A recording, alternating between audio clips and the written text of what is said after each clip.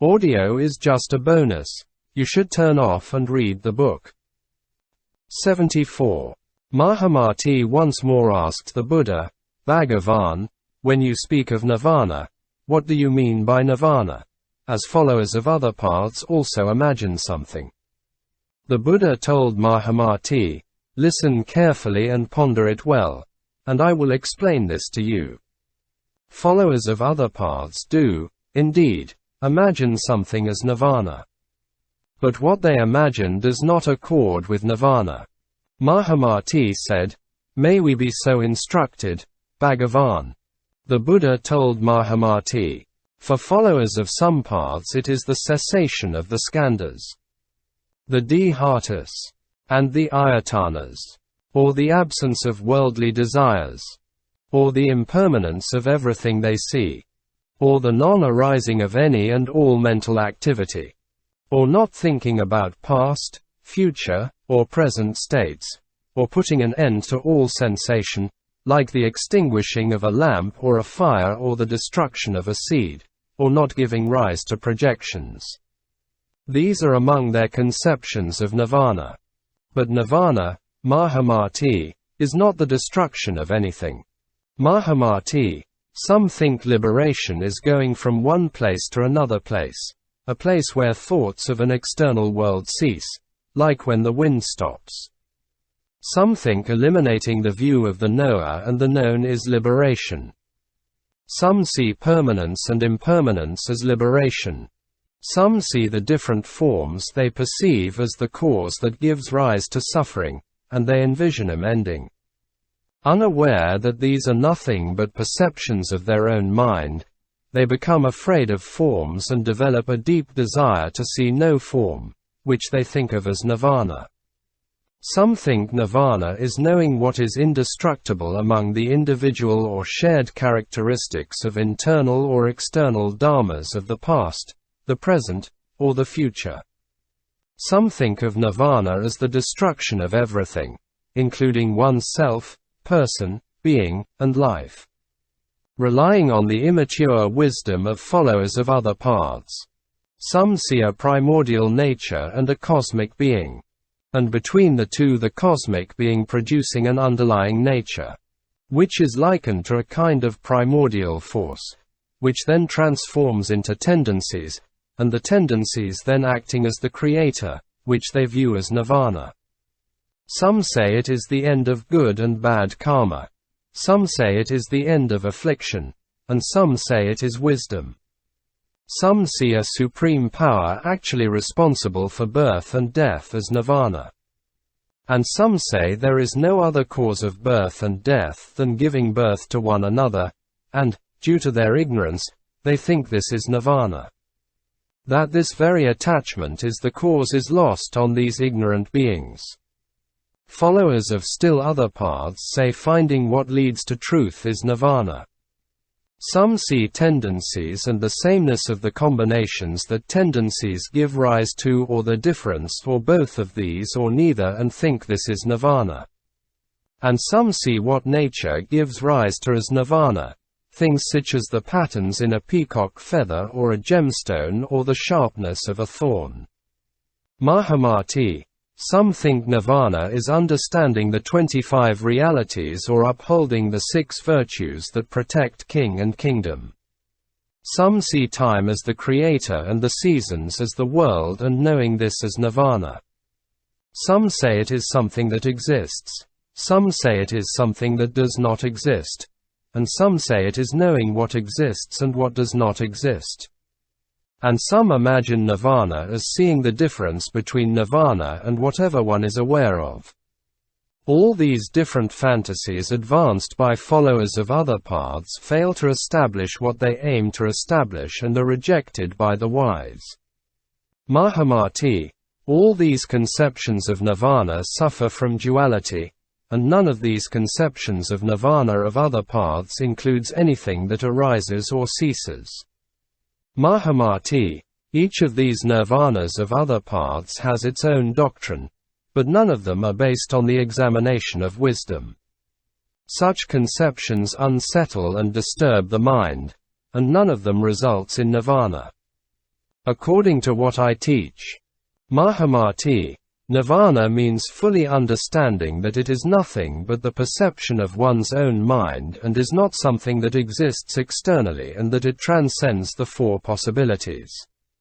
It is seeing what is real without falling prey to dualistic projections that are perceptions of one's own mind and that are devoid of perceiver or perceived. It is not accepting the validity of any rule or measure or following anyone ignorant of reality. Rather, it is letting everything go in favor of attaining the personal realization of Buddha knowledge, whereby one knows the two kinds of no-self, avoids the two afflictions, removes the two obstructions, gets free of the two kinds of death, advances to the higher stages and the profound samadhi of the illusory of the Tathagata stage, and transcends the mind, the will, and conceptual consciousness. What I call nirvana, Mahamati, is what you and the other bodhisattvas should cultivate. And you should distance yourselves at once from the views of nirvana held by followers of other paths. The Bhagavan then repeated the meaning of this in verse. When followers of other paths view nirvana, they all give rise to fantasies. But the products of imagination are not the means to liberation. Blind to bondage and the one who binds. No skillful means insight. Such people imagine liberation, but a liberation that never arrives. The different means to knowledge. The philosophies of other schools. All are foolish fantasies. None leads to liberation. All these fools of other paths misperceive cause and effect. Preach existence and non-existence, from which there is no liberation. Fools delight in fantasies, not in hearing about the truth. Words produce three kinds of pain, which only truth can eradicate. Like an image in a mirror. Appears but isn't there. In the mirror of projection.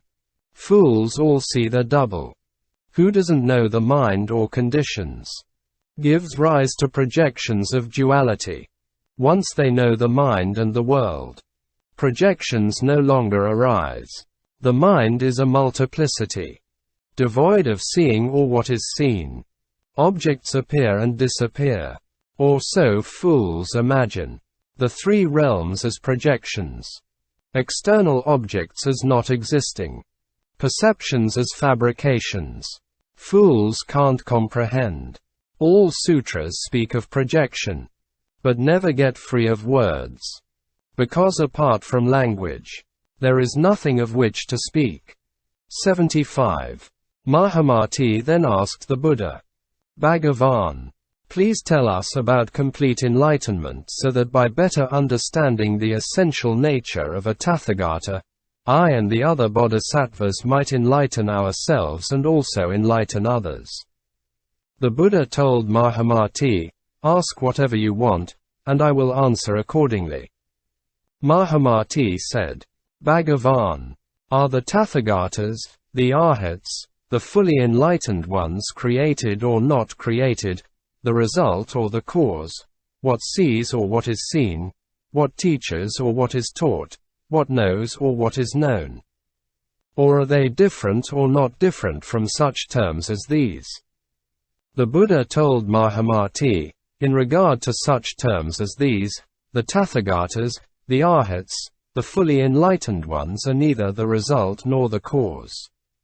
And why not? Because both would be wrong. Mahamati, if Tathagatas were the result, they would be created and would be impermanent. And if they were impermanent, then every result would be a Tathagata, which is something neither I nor any other Buddha would want. But if they were not created, they would not attain anything, and their cultivation would be empty, like a rabbit's horns or a barren woman's child, because it would not exist. Mahamati, if they are not the result and not the cause, then they neither exist nor do not exist. And if they neither exist nor do not exist, then they are beyond the four possibilities. The four possibilities refer to the mundane world. If they are beyond the four possibilities, then they are not subject to the four possibilities. And it is because they are not subject to the four possibilities that they are perceived by the wise. This is how the meaning of all expressions about a Tathagata should be understood by the wise. As I have said, there is no self in anything, by which you should understand that by no self what I mean is the non-existence of a self. Everything exists as itself and does not exist as another, like a cow or a horse. For example, Mahamati, a cow does not exist as a horse. And a horse does not exist as a cow.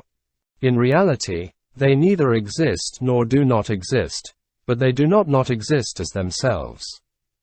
Thus, Mahamati, there is nothing that does not have its own characteristics or that does have its own characteristics. But that they have no self is something foolish people cannot understand due to their projections. Thus, the emptiness, the non-arising, and the absence of the self-existence of things are to be understood like this. In the same manner, Tathagatas are neither different from the Skandhas, nor are they not different. If they were not different from the Skandhas, they would be impermanent. And if they were different, then their practice would be useless. Now two of anything are necessarily different. For example, a bull's horns are alike. Thus, they aren't different. But because their dimensions vary, they are different. This is true of everything. Mahamati, if a bull's right horn is different from its left horn, then the left horn is different from its right horn. Thus, in terms of dimensions, every form is different. But Tathagatas, Mahamati, are neither different nor not different from the Skandhas, the Dhihatas, or the Ayatanas. In the same manner, Tathagatas and liberation are neither different nor not different. Thus Tathagatas are said to be liberated. If Tathagatas were different from liberation, they would be composed of material characteristics. And if they were composed of material characteristics, they would be impermanent. However, if they were not different, there would be no distinctions among the attainments of practitioners. But distinctions are seen among practitioners. Hence, they are neither different, nor are they not different. In the same manner, what knows and what is known are neither different nor not different.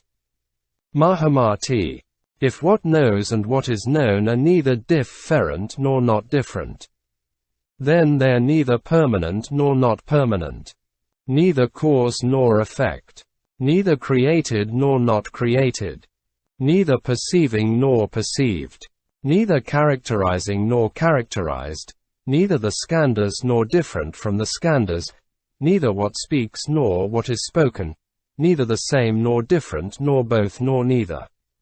And because they are neither the same nor different nor both nor neither, they are beyond all measure. What is beyond all measure is inexpressible. And what is inexpressible does not arise. And what does not arise does not cease. And what does not cease is completely still. And what is completely still is essentially Nirvana. And what is essentially Nirvana is neither a result nor a cause. And what is neither a result nor a cause has no objective support.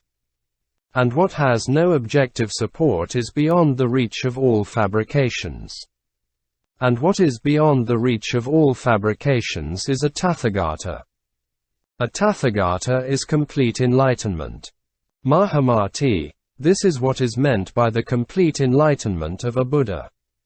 The complete enlightenment of a Buddha, Mahamati, is beyond the reach of the senses. The Buddha then repeated the meaning of this in verse.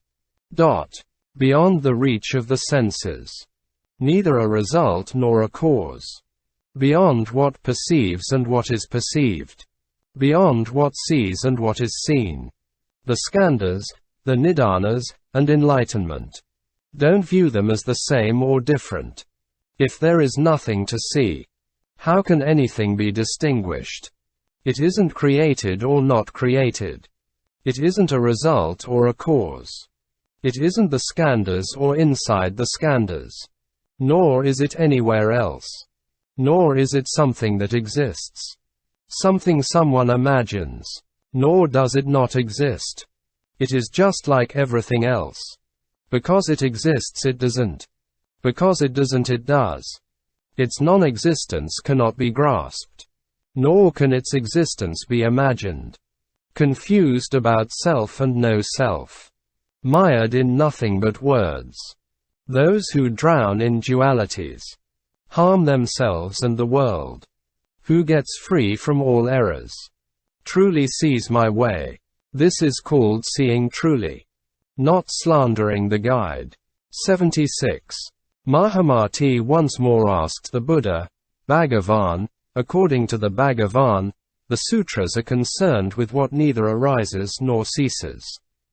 The Bhagavan has also said, what neither arises nor ceases is another name for Tathagatas. Bhagavan, is it because of their non-existence that he says they neither arise nor cease? Or is it because it is another name for Tathagatas? The Buddha replied, I say nothing arises or ceases because the categories of existence and non-existence do not apply. Mahamati replied, Bhagavan, if nothing arises, then there is nothing for us to grasp. But if nothing arises, is there not something in the name? Could you please explain this? The Buddha told Mahamati, Excellent. Excellent, indeed.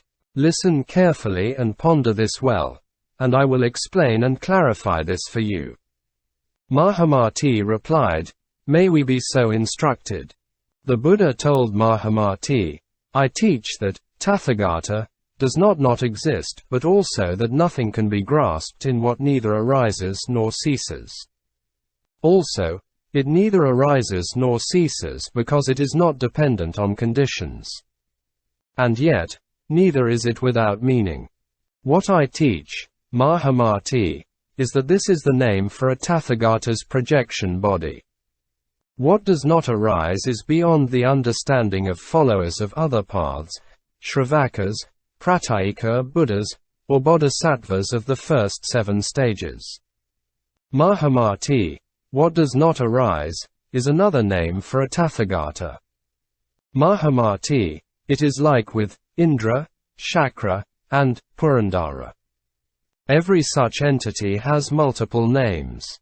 But because they have multiple names does not mean they have multiple existences, or that they don't have their own existence. In the same manner, Mahamati, I have had countless hundreds of thousands of names in this karmic world. But when foolish people hear someone speak my names, they do not know they are different names of the Tathagata. Mahamati, some beings know me as Tathagata. Others know me as Sarvajna the all-knowing. Or as Buddha the enlightened. Or as Nata the refuge. Or as Svayambhu the self-aware. Or as Nayaka the teacher. Or as Vinayaka the philosopher. Or as Paranayaka the guide. Or as Rishi the ascetic. Or as Brahma. Or as Vishnu. Or as Ishvara. Or as Pradhana the victor. Or as Kapila. Or as Bhutanta the real. Or as Soma the moon. Or as Surya the sun. Or as Rama the king. Or as Anutpada the non-arising. Or as Anuruddha the unceasing. Or as Sunyata the empty. Or as the Tata the thus. Or as Satya the truth. Or as Bhutatata the reality. Or as Dharmata the true nature. Or as Nirvana. Or as Nitya the eternal. Or as Samatha the impartial. Or as Advaya the non-dual. Or as Nirabhasa the imageless. Or as Mukti the liberated. Or as Yana the path. Or as Manamaya the projection. Mahamati, like the moon in the water, which is neither in nor not in the water, I have been known in this and other worlds by neither more nor less than countless hundreds of thousands of names such as these. The ignorant, however, fall prey to dualities and are thus incapable of knowing me. Though they might revere and honor me, they do not understand the meaning of terms or know how to distinguish names and do not understand the way of personal understanding but cling instead to various texts and explanations. They imagine, what neither arises nor ceases is something that does not exist and do not realize it is another name for a Tathagata, as with Indra, Shakra, and Purandara. Because they do not understand where the way of personal understanding eventually leads, they become attached instead to whatever is said about things. Mahamati, such fools say things like this: the meaning is like the words. Words and meaning are not separate. And how so? Because meaning has no substance. There is no meaning outside of words but only what resides in words. Mahamati, those in possession of such immature wisdom do not understand the essential nature of words. They do not understand that words arise and cease, while meaning does not arise or cease. Mahamati, all words are dependent on language. Meaning is not because it transcends existence and non-existence. It is not subject to arising, and it has no substance. Mahamati, the Tathagatas do not teach teachings dependent on language because what exists or does not exist cannot be found in language, but only by those who do not depend on language. Mahamati, if someone says what is taught by a Tathagata is dependent on language, they speak falsely. The Dharma transcends language. Therefore, Mahamati, neither I nor any other Buddha or Bodhisattva speaks a single word or responds with a single word. And why not? Because the Dharma transcends language. It is not that we teach a meaningless meaning but that words are the projections of beings. Still, Mahamati, if we did not say anything, our teaching would come to an end. And if our teaching came to an end, there would be no Buddhas, Bodhisattvas, Pratyeka Buddhas, or Shravakas. And if there were none, who would teach and who would listen? Therefore, Mahamati, Bodhisattvas are not attached to words but expound the teaching of the Sutras according to what is appropriate. Because the longings and afflictions of beings are not the same, I and other Buddhas teach different teachings to beings with different levels of understanding so that they will get free of the mind, the will, and conceptual consciousness, not so that they will attain the personal realization of Buddha knowledge. Mahamati, to understand that nothing exists except as a perception of one's own mind and to transcend dualistic projections, Bodhisattvas rely on meaning and not on language. If a noble son or daughter relies on language, they will not only harm their own understanding of ultimate truth, they will not be able to awaken others. As long as they rely on their attachment to mistaken views, they might teach others but without understanding the characteristics or stages of the different teachings and without understanding their expressions. But once they understand the characteristics and stages of the different teachings and understand their expressions and become fully versed in their essential meaning, they will be able to use the bliss of true freedom from projections and their own delight therein to establish beings everywhere in the Mahayana. Mahamati, those who embrace the Mahayana embrace Buddhas, Bodhisattvas, Pratyeka Buddhas, and Shravakas.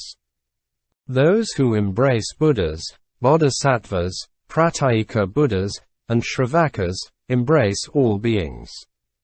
Those who embrace all beings embrace the Dharma. Those who embrace the Dharma do not bring an end to the lineage of Buddhas. Those who do not bring an end to the lineage of Buddhas know how to enter the most exalted of abodes. And knowing how to enter the most exalted of abodes, Bodhisattvas are able to constantly teach others and establish them in the Mahayana. By their mastery of the 10 powers, They manifest different guises based on their understanding of the characteristics of the physical types, aspirations, and afflictions of other beings, and they teach them what is truly so. What is truly so does not vary. What is truly so does not come or go. What puts an end to all fabrications, this is what is truly so. Mahamati, a noble son or daughter should not embrace or cling to anything that is said because what is real is beyond language. Mahamati, if one person points to something with their finger, and a foolish person looks at their finger, they won't know what they really mean. In the same manner, foolish people become attached to the finger of words. And because they never look away from it, they are never able to discover the true meaning beyond the finger of words. Likewise, Mahamati, an infant should eat cooked rice, not uncooked rice. If someone feeds it uncooked rice, that person must either be mad or not know how to prepare rice. Mahamati, the same is true of what neither arises nor ceases. Those who don't make an effort don't become skilled. Thus, you should focus your efforts on becoming skilled and not on words, as if you were looking at someone's fingertip. Thus, Mahamati, you should focus your efforts on the true meaning. The true meaning is subtle and silent. It is the cause of nirvana. Words are linked to projections, and projections are tied to birth and death. Mahamati, the true meaning is learned from the learned. Mahamati, those who are learned esteem meaning and not words. Those who esteem meaning don't accept the scriptures and doctrines of other schools. They don't accept them for themselves, nor do they cause others to accept them. Thus they are called learned and virtuous. Hence, those who seek meaning should approach those who are learned, those who esteem meaning. And they should distance themselves from those who do the opposite and who attach themselves to words. 77. Once again, by means of the Buddha's spiritual power, Mahamati Bodhisattva asked the Buddha, Bhagavan, your proclamation of what neither arises nor ceases is not unique. And why not? Because there are other schools whose causes neither arise nor cease. Also, the Bhagavan teaches that the realms of space, non-analytic cessation and nirvana neither arise nor cease. Bhagavan. Other schools teach that every world arises from causes, while the Bhagavan teaches that every world arises from the conditions of ignorance, desire, karma, and projection. But the causes of the one and the conditions of the other are merely different words. The same is true for the causes and conditions of external objects, for which there is no difference between the explanations of the Bhagavan and those of other schools. Instead of their 9 things that neither arise nor cease, such as elementary particles, a first cause, a paramount power, or a creator, the Bhagavan also teaches that whatever exists neither arises nor ceases because its existence or non-existence cannot be determined. Other schools also teach that the 4 elements are indestructible, that their essential nature neither arises nor